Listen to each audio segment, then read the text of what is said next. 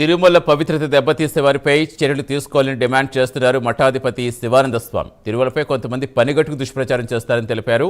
తిరుమలలో కావాలనే మద్యం బాటిల్ పెట్టి డ్రామాలు ఆడుతున్నారన్నారు. భక్తుల మనోభావాలతో ఆడుకుంటున్న వారిపై కఠిన చర్యలు తీసుకోవాలని కోరారు.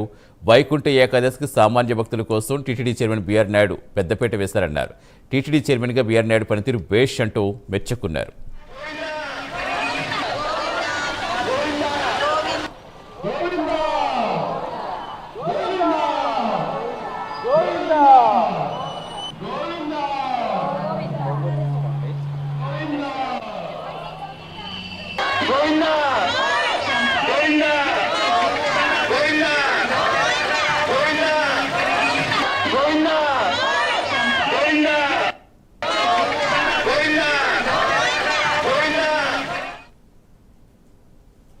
ఏకాదశి రోజు ప్రతి సామాన్య భక్తులకి, అలాగే పేదవాళ్ళు లేదు, నిరుపేద లేదు, ఎవ్వరు కూడా కాదు, సామాన్య భక్తులకు కూడా అత్యంత పవిత్రమైనటువంటి శ్రీ వెంకటేశ్వర స్వామి దర్శనం గంటలో ఇచ్చారు మాకు. అటువంటి తిరుమల దేవస్థానాన్ని కాపాడటానికి మేము భవిష్యత్ తరాలకి, భావితరాలకి ఒక నాందిగా మేము ఇప్పుడు ఇది పోరాటం చేస్తాము. మేము తిరుమల జోలికి ఎవరొచ్చి అధర్మంగా, అసత్యంగా ఎవరైనా ప్రచారం చేస్తే కనుక వాళ్ళని ఎవరిని కూడా మేము వదిలేది లేదు. భవిష్యత్ తరాలకి మాకు ఒక సంపద తిరుపతి దేవస్థానం. మా హిందువులు మేము నిద్రపోము మా తిరుపతి దేవస్థానాన్ని కాపాడుకుంటాకి.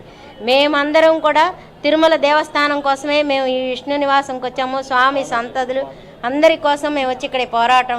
సామాన్య భక్తులందరూ కూడా ఈ వైకుంఠ ఏకాదశి రోజు ప్రతి సామాన్య భక్తులకి, అలాగే పేదవాళ్ళు లేదు, నిరుపేద లేదు, ఎవ్వరు కూడా కాదు, సామాన్య భక్తులకు కూడా అత్యంత పవిత్రమైనటువంటి శ్రీ వెంకటేశ్వర స్వామి దర్శనం గంటలో.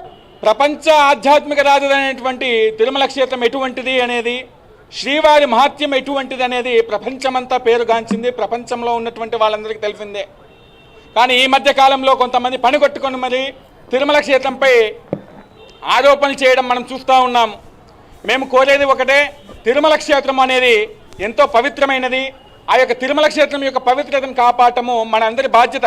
అంతేకాని తిరుమల క్షేత్రం మీద రాజకీయాలు చేయడం అనేది సబబు కాదు. గత కొంతకాలంగా చూస్తూ ఉంటే తిరుమల మీద ఎన్నో ఆరోపణలు, తిరుమల క్షేత్రం మీద మనం చూసాము. టీటీడీ పాలక మండలి వైకుంఠ ఏకాదశి ఉత్తర ద్వార దర్శనాన్ని సామాన్య భక్తులకు పెద్దపీట వేసి ఎంతో ఘనంగా నిర్వహించింది. ఆ రోజు చూసాము మనము.